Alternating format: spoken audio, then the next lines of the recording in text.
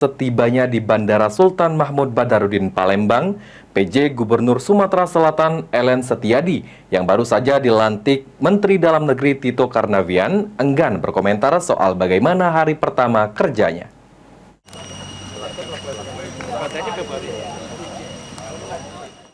Seusai dilantik Menteri Dalam Negeri Tito Karnavian, PJ Gubernur Sumatera Selatan Ellen Setiadi pada Selasa pagi tiba di Bandara Sultan Mahmud Badarudin II Palembang.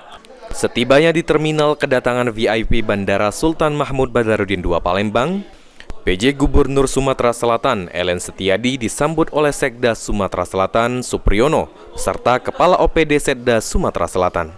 Saat ditanya awak media, PJ Gubernur Sumatera Selatan Ellen Setiadi enggan berkomentar terkait hari pertama kerjanya.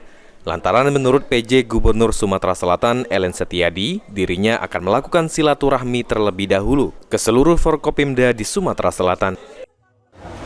Ya, baru saling kenal aja. Menurut Bapak, Provinsi Sumsel seperti apa, Pak?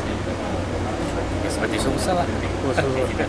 Oke, ya, mungkin program-program langkah awalnya. Oh nantilah. Iya, baru salam ketemu aja. Ya, nanti kalau kita udah ini kita bicara banyak nanti ya. Aji Delia, PAL TV.